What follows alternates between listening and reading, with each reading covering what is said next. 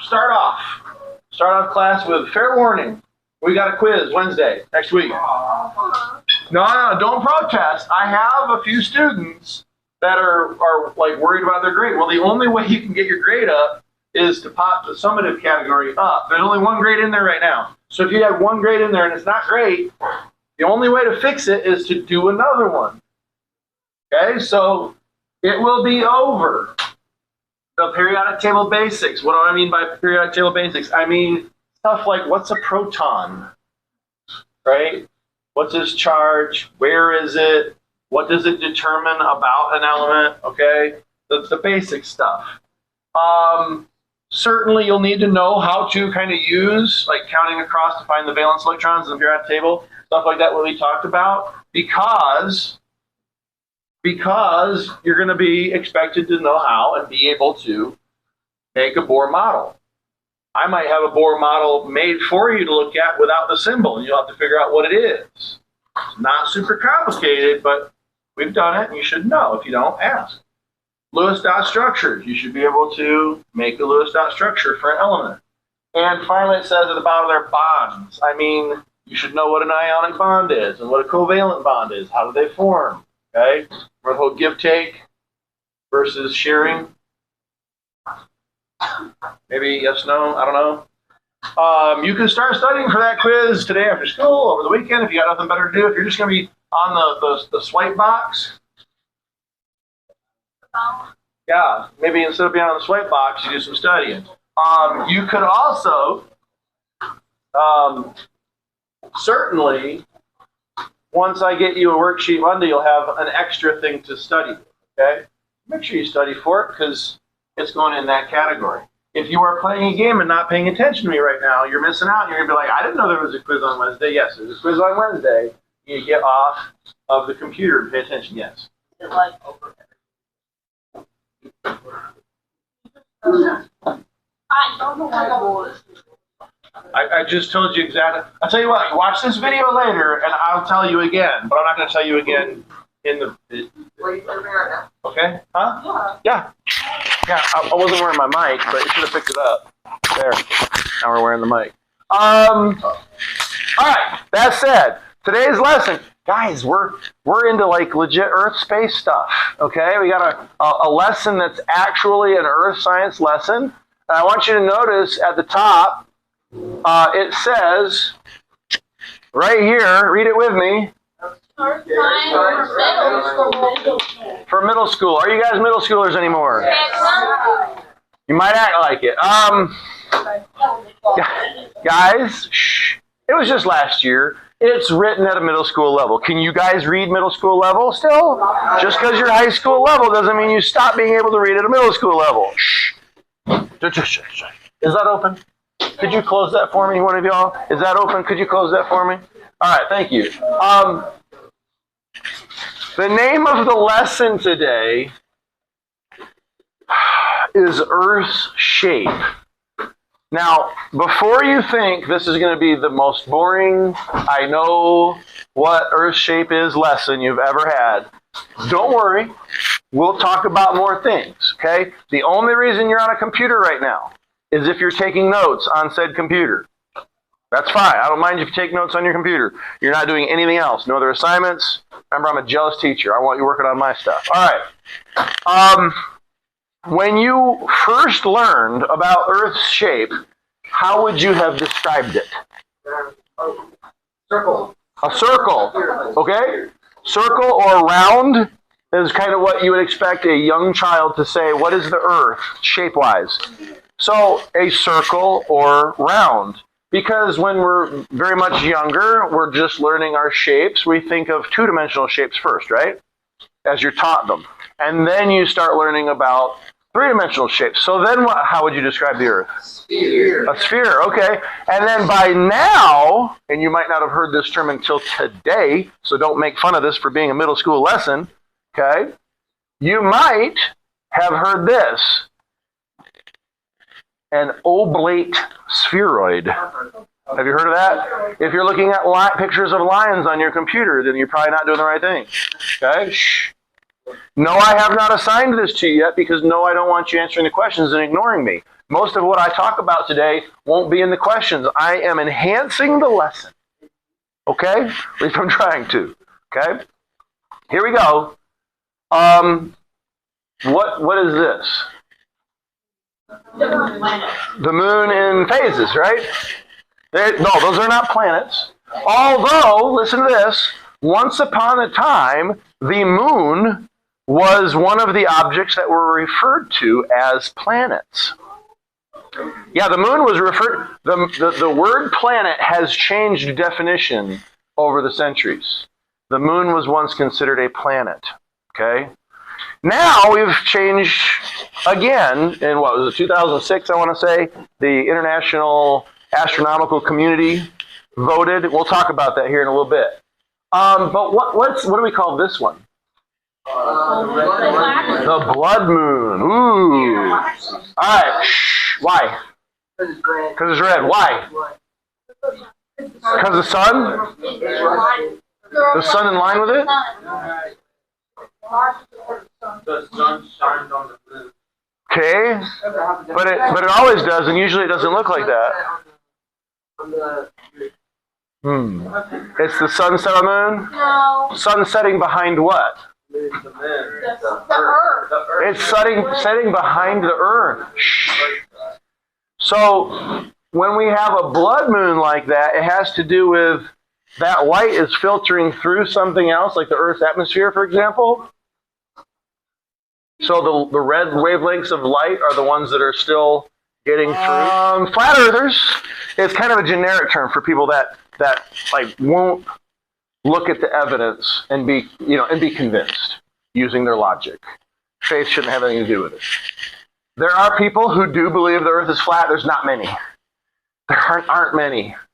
Even a fairly, I don't want to use the word dumb, okay? It doesn't take a rocket scientist to understand, to see photos from space. Now, if you're a conspiracy theorist, they'll say the satellite photos are fakes. They're faked. They're trying to trick us. Why? What possible motivation? Okay? And then I'm sure they'll come up with some good reason. They believe the Apollo moon landings were faked. Have you heard that one? Yeah.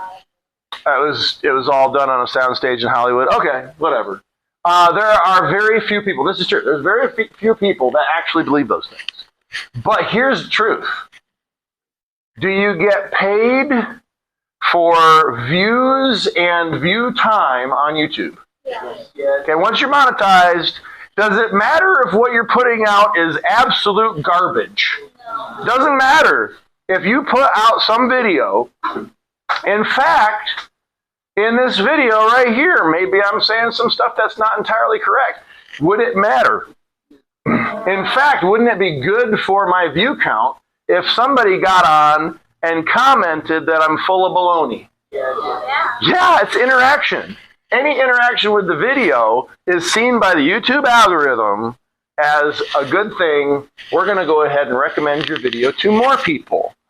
And it generates more views. Well, if it generates more views, more view time, more money. So some people will intentionally try to incite disgust and anger and frustration from the viewers. They don't themselves actually believe it. They're just using it. What? Rage baiters. Rage baiters. They're trying to draw you in. They're trying to get you to interact with the video. Okay? So, moving on.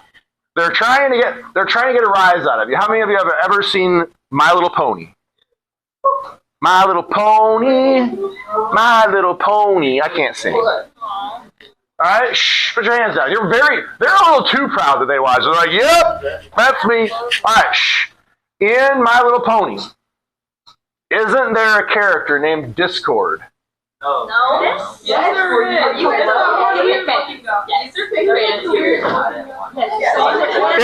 It's the goofy looking, like it's got one horn different than the other. It's got like a goofy tooth out, like it has one arm different shape than the other, right? Okay, I'm not trying to make fun. I'm just saying this is the character. Okay. Discord, is Discord intelligent? Yes. No. Discord is all about inciting confusion, right? He's all about causing drama. The people that put that stuff on YouTube and try to get views, they're like Discord. They know better. They're probably smart. What? Why do you have a shocked face? What did I say? Oh, okay. You love My Little Pony. Like, did I say something offensive? My Little Pony is okay. All right, guys, I've had four little girls. They've all watched it at one point or another. All right? It's not bad. Oh, hey. Here's a reason I really like the character Discord. Are you guys paying attention or are you just going to talk? So I grew up watching a little television show, a little bit successful, called Star Trek The Next Generation. Yeah. So there was a character named Q. The actor that played Q is the same one that voices Discord. Not only that, but the characteristics of the character. It's the same character. It's so cool. So I like it. It doesn't really spoil anything if you've never seen it. You watch it, and you'll be like, oh, that's cool. All right. Shh. All right, plenty of people, yeah. Earth shape. Read this sentence with me. I'll read it out loud. You read it quietly, and then I'm going to ask you what's wrong with it. It says, astronauts aboard the Apollo 17 shuttle took this picture called the Blue Marble. It's not a marble. They didn't have color. I'll pause. I'll pause when I get to the spot, unless you know it. Shush. Okay. We're talking about the 60s and 70s, okay? They had color, all right? Shh. Yeah. And they were able to photograph in color, too. Not only did they have colors, they could photograph colors. I gotta laugh. That's good. All right. Shh. Astronauts aboard the Apollo 17 shuttle. Huh? It's not a shuttle. I got one person. So the Apollo 17 spacecraft is actually a couple different parts. You have a command module, you have the lander to actually land on the moon, and then you have a descent capsule, a re-entry capsule. The space shuttle, at the end of the Apollo missions, there was two ways that this was going to happen, you guys. Two things that were basically options for NASA. For the U.S. government to spend their space program money, there was two options. Well, we've done the moon. We've done it a few times. We've driven cars around on the moon. Why? Because we can. We brought back samples. This is awesome. Okay? What do we do next? There was one camp that says, well, the logical thing to do next is go to Mars. The Saturn V is a pretty powerful rocket. Either use that or maybe we'd have to build a little bit bigger one. Sure, but we can get to Mars. That's where we're going next. Continue manned space exploration into deeper space. Option number 2. We'll build a shuttle that can take things and stuff and people to low Earth orbit and back. So they put all their money, instead of sending astronauts out to other celestial bodies. So we did the moon, cool. Let's stop doing that. What are we going to do next? They decided to have a shuttlecraft take things. It shuttles stuff, right? A shuttlecraft shuttles things. It just went back and forth to low Earth orbit. So it brought up satellites. It brought astronauts up to the space station and back. That's it. That's all it did. And it was very expensive. The program was very expensive. And it lasted for like 30 years. So we had 30 years where NASA was putting all this money into a program and it didn't have any money for really much else. Certainly no other manned programs. We had money to send some probes deeper into space, but the Mars missions in the 90s, sure. But we weren't sending people there. Anyway, so isn't that funny? We found a little typo there. I don't know if somebody didn't know or if that was AI generated and nobody checked it. I don't know. I really like CK12. Is it perfect? No. I like the fact it's not perfect because hopefully you will learn that you cannot 100% trust any one thing you read, any one source. Yes? Have you heard that before? You should never use one source. You should never rely entirely on me because I get things wrong.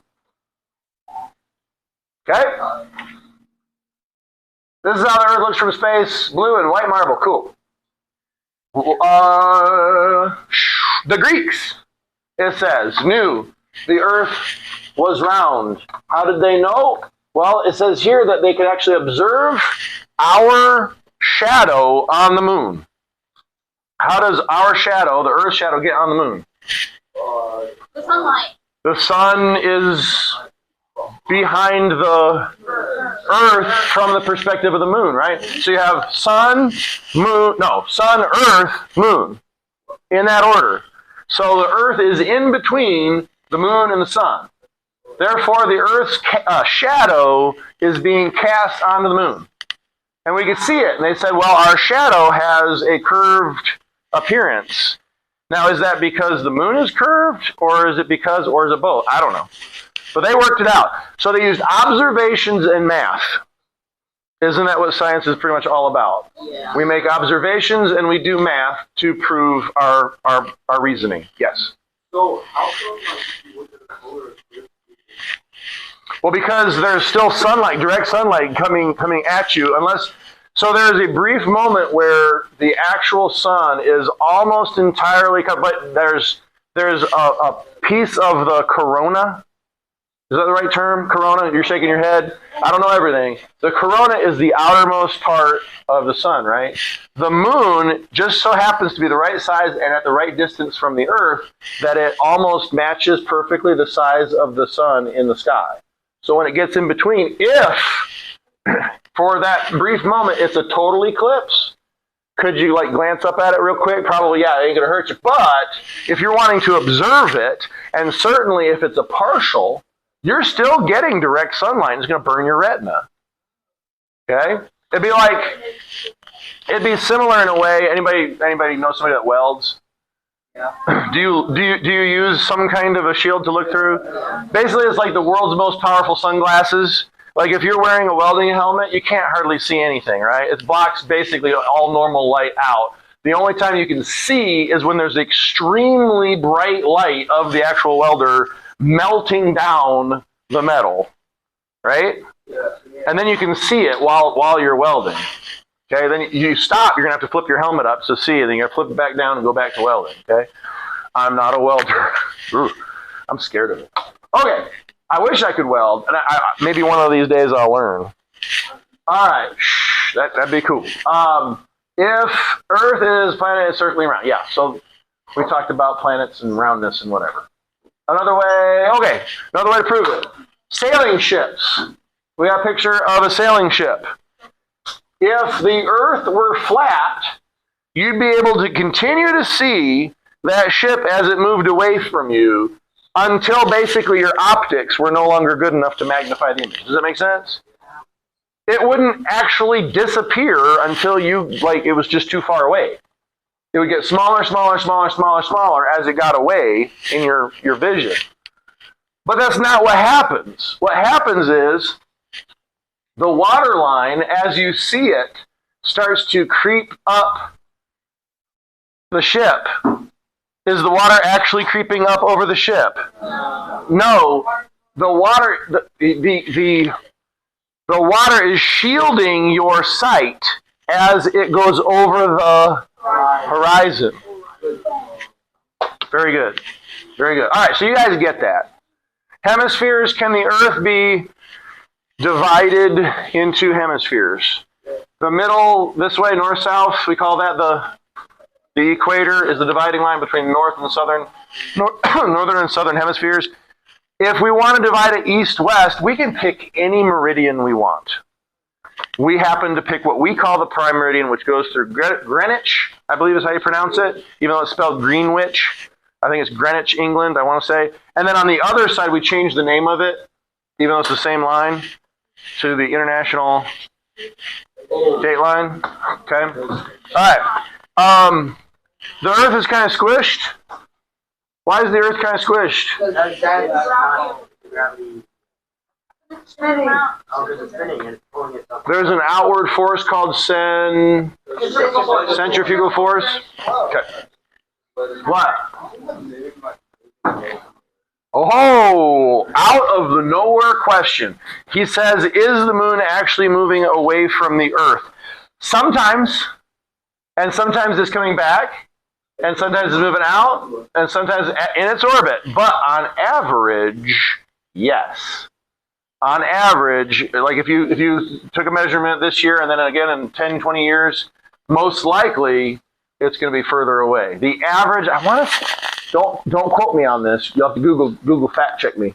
I think it's like an inch a year on average, a little further away, but I could be mixing up numbers. Well, it's already outside our atmosphere by a long shot, right? So, what? Going back to like the solar. Hold on. Let me finish this train of thought. Don't forget what you were about to ask. So the atmosphere is only what, a few miles thick. I mean, it's nuts. If you go up to 100,000 feet, there's basically no atmosphere left, right? And then it gets thinner and thinner until you're in space. Guys, the moon is on average about 237,000 miles away from the Earth. So it's way out. Okay. We usually think about the moon being really close. No, it's way the heck out there, all right? It is drifting away slowly, okay? As there's tidal friction, okay, the moon is also tidally locked. That's why the same side of it always faces the Earth. I'm just throwing information out. But yeah, it's picking up distance. It's slowly moving on. Eventually, it'll completely leave. Now, as it gets further and further away, the Earth's rotation on its axis is also slowing down. So our days are actually getting longer. Can we perceive it in a human lifetime? We wouldn't really notice except with our really sensitive instrumentation. Yes? Okay, so going back to like solar plate. So basically, since the moon gets farther away, wouldn't like the ring, like around, like Get bigger. bigger? Get bigger. So there's actually two reasons. So he's asking, if the moon is getting further away, it will appear smaller to us, but the sun would stay the same. So the ring that's visible around, the corona will look larger and larger. Yes, but also in a couple billion years, the sun is going to be swelling. So, well, it'll go nova eventually, but it's going to turn into a red giant first. So as the sun starts to swell, it'll appear larger and the moon would be appearing smaller at the same time. So the eclipse, basically it'll dim the light a little bit, but it won't go dark. Even in a full eclipse, it wouldn't be a full eclipse anymore. You shouldn't be looking at it with your naked. I thought we went over this. Don't look at the daggone sun, even in an eclipse. Even in a full eclipse, you should be wearing little glasses so you can actually appreciate the ring around it, that corona. Did you what? I looked at it on accident. Yeah, okay. Well, I'm glad that's all that happened. All right. Shh. Hemispheres, cool. That's what they look like. Cool. Summary, Greeks knew the Earth was round. Cool. Oblate spheroid, right? All right. Shh. Now we're going to go over some things that you think you know, and we're going to add to it, all right? In your notes, if they weren't already open them up. In your notes, you're going to write down our solar system. Our solar system. All right, and what we're going to do is we're going to list the major objects in our solar system from the sun out. Some of you remember this very well, I'm sure. We're going to add a couple things, okay? We're going to add a couple things. Yeah, we're going to add, they existed before too, but as a third grader, you probably didn't learn about things that I'm going to mention to you, okay? Or you might have forgotten. All right, so the first thing from the sun out is the sun. From the sun out, the first thing is the sun. Then we have the planet Mercury. Shh, Mercury. Write it down. I know, and I know usually I say if you know it, don't bother writing it down, but we're going to put all of them on there for context, okay? So we have the sun, then we have Mercury, then we have Venus. Does Mercury have a moon? Yes. No. Does Venus have a moon? No. What's next? Earth. Does Earth have a moon? Yes. So you could, in your own, say Earth and its moon. That's fine. You don't have to. You know Earth has a moon, right? Okay. All right. Oh, that's cool. You might need a lot more room than that. What's after Earth? Mars. Does Mars have a moon? Yeah, it has like 4. It has 2. They're much, much smaller than ours. They're kind of like weird potato shape, whatever. Deimos and Phobos, I think. Okay. I want to say it's Phobos and Deimos are the names, something like that. Yeah. So Mars and its 2 moons. What is the next major thing that you should know is there? Saturn. Jupiter. Around the belt. What? Around the belt. Somebody said a belt. Asteroid belt. The asteroid belt. Good. Write it down. The asteroid belt. After Mars. So after Mars, you come to the asteroid belt. Guys, it's not like you see in the movies. If you were in a spaceship, you wouldn't be like bobbing and weaving and zipping around these. No, they're way far apart from each other. It'd be almost statistically impossible to hit one. Like if you just picked a straight line path through, you'd probably be fine. Okay? If you're wondering what's on the board, don't randomly put it wherever. I'm going to tell you where to put it. In the asteroid belt, you will find the dwarf planets Ceres and Vesta.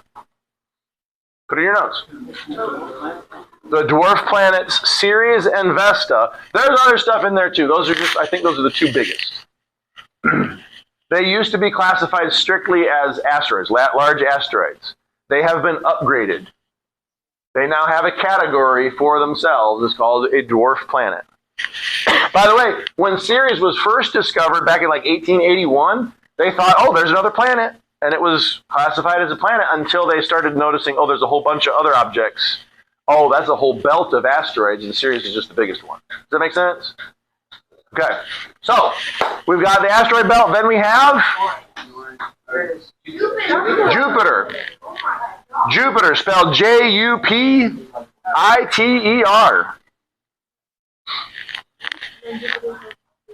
Say again? Yeah. All right, so with Jupiter, mention that it has 4 major moons that are actually visible with a simple telescope. That's why they're called Galilean moons, because Galileo observed them using a fairly low-power telescope. I mean, it was state-of-the-art at the time. So it has 4 major, and it has lots of smaller moons. Yes? So you know how we have names for other planets? We call our moon. Moon.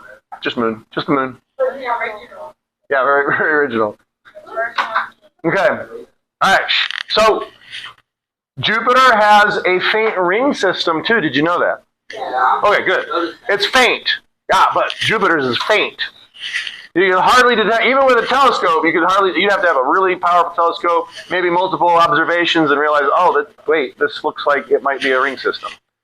With Saturn, even with a low-powered telescope, you're like, oh my goodness, it looks like giant, like, ears. Right? Yes?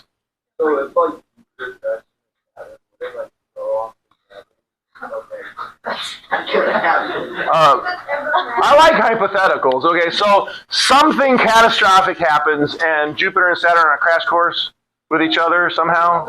There's a lot of distance between them, by the way. It depends on the angle and the speed of the impact. Debris could be cast off. Okay, pretty much any angle, there'd probably be some degree cast off debris. And then it just depends on the angle, how much is kept. Basically, it could just be a larger planet as a result. Near complete destruction and then reaccretion of the material to form new planets is possible as well. That you can run computer, if you're a computer geek, I'm sure there's probably programs out there that you could, I know there's computer programs that you can plug in scenarios like that. Okay, all right. So we have hold it for a second. We have Jupiter, and then we have what? Uranus. Saturn. Good grief, you guys stop talking about Uranus. It's a giggle machine, I tell you what. That's why some people want to pronounce it Uranus, and even though I learned it as Uranus, but whatever.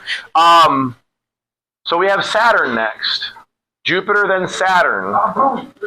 Jupiter, then Saturn. Saturn has the magnificent ring systems. It also has lots of moons. Some of them pretty large. Pretty large. They keep adding as they discover more. Major moons probably in the teens, I guess. I don't know. I'd have to look it up. You can look it up. All right. After Saturn, we come to Uranus. Uranus has a ring system too, pretty impressive, and it's tilted. It's tilted goofy because it's like knocked over on its side. Yes. Okay, go ahead. Oh, Uranus has a ring system, and it's tilted way up, almost vertical. Yeah, Uranus is tilted. Y'all are horrible. Terrible. Are you middle schoolers still? After Uranus, we come to... Oh, and Uranus has moons too. It's got moons too. Neptune. That also has. Neptune also has moons. Don't ask me how many. I'd have to look it up too. And I'm sure... Neptune is very cold. That's literally what I've been saying. Guys, some of those like really in their details, I don't have just like stuck in my forehead. I'd have to look it up too. Okay. But yeah, Uranus and Neptune are both known as like ice giants. Have you heard that before? Icy worlds. Pluto actually would be the next one out, right? If it were still a planet. The definition has changed. Okay, so in 2006, they came up with new definitions. Put this somewhere in your notes. Very pretty notes, by the way. That's nice. In your notes, requirements to be considered a planet. Write it down. Requirements of planethood. To be a planet. Write it down. To be a planet. I'm going to give you a list, a very short list. So in 2000, I think it was 2006, the International Astronomical something other society, they voted on it, and they came up with this new, they accepted this new criteria. Number one, to be a planet, you must orbit the sun. Seems pretty basic, right? But if we didn't say that, aren't there several moons that would probably qualify? They're pretty big. Yeah. Our own moon is big enough. It is massive enough to be considered a planet. But it doesn't orbit the sun. It orbits another body. It orbits Earth.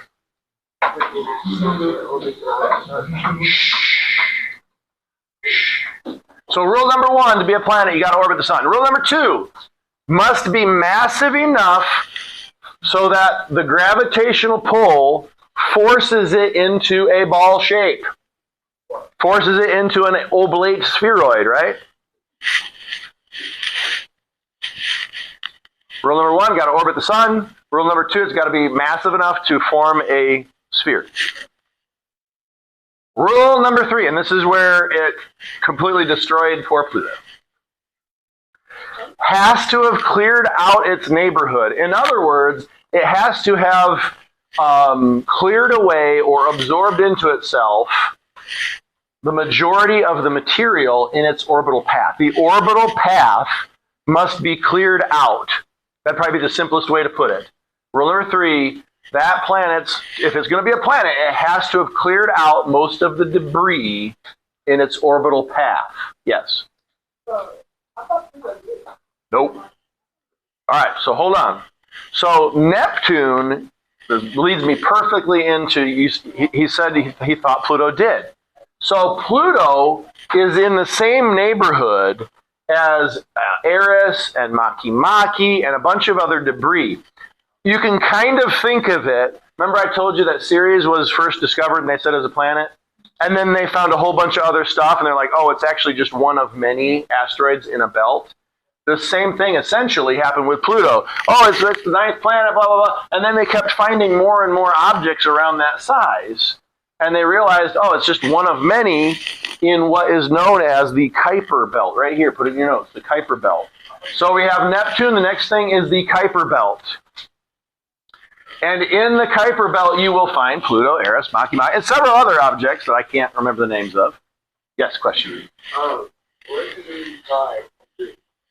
Debris is particles, rocks, junk. Sometimes you'll hear it referred to as the leftovers from the creation of the solar system. So all the other planets form. The leftovers is the debris. Dust, gases, small planetoids, or planetesimals, sometimes you hear them called. That's now they reclassified. Okay, they reclassified, as I said before, Ceres and Vesta are called dwarf planets. So are Pluto, Eris, Makemake. They are also now known as dwarf planets. To qualify as a dwarf planet, here we go. To qualify as a dwarf planet, you only need the first two of the requirements to qualify as a planet, right? So you have to be orbiting the sun. This orbits the sun. This orbits the sun. These orbit the sun. And they're large enough to form themselves into a planet shape. Yeah, a sphere. But they haven't cleared out their neighborhood. They're part of a belt. You might think of the Kuiper belt as like asteroid belt number 2. Yes? So to be a dwarf planet, you have the first two? Or just the first two. To be a dwarf planet, you would need to orbit the sun and be large enough to form yourself into a ball. You would not have had to clear out your neighborhood to be a dwarf planet. To be a full-on planet, you have to clear out your neighborhood. Yes? So, is the dwarf planet in the asteroid belt, is there like land? Yeah, they're rocky. They're rocky. Yes. And they have sufficient gravity that, I mean, like Ceres, you know how on the moon, the old videos of the astronauts on the moon, they like bouncy, right? Their suits are really restrictive, so they can't like bend down and really jump. If they could, they'd probably be able to jump like 8 feet high, okay? They're using just their shin muscles. They're just hopping around with their feet. They're not even bending their legs hardly. Does that make sense? On Ceres, there's even less gravity. So, and I'd have to look up how much there is, but you'd be held down. You'd have to be really like gentle to walk around without bouncing around. Ceres has, we think, a subsurface water source. Some people are like, it might be like an ocean, like a subsurface ocean underneath the rocky crust. I don't know. Yes, I'd have to look it up. You know, on the moon, you look at Earth, You maybe barely. If it was at night, on the night side, yeah, you'd be able to see it. But it'd be like a big cloud form. So you'd be able to see a cloud form. It'd look like, oh gosh, look, there's this big cloud. So it would depend on the size of the nuclear explosion. Are we talking like Hiroshima and Nagasaki? It's pretty small. Zarabamba, yeah, that'd be pretty obvious, I think. Weird question. Okay. All right, we got a couple minutes left. I'm not done. We're not done. We're still going out. Okay, so the next thing out from the Kuiper belt, you'd come to something called the heliopause. That is the extent of the sun's influence when it comes to charged particles exerting more outward pressure than interstellar particles with inward pressure. Okay? So the heliosphere is the sun's bubble. Heliosphere is the sun's bubble, essentially. The heliopause is the extent of that.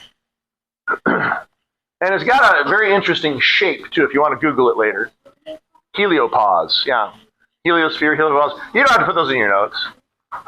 Out beyond that, put this in your notes. The Oort cloud, O-O-R-T cloud. The Oort cloud is, all of that should be in your notes, so you don't have to put like heliopause and heliosphere in there. You can if you want. The Oort cloud is a theoretical place where like comets hang out when they're not darting in.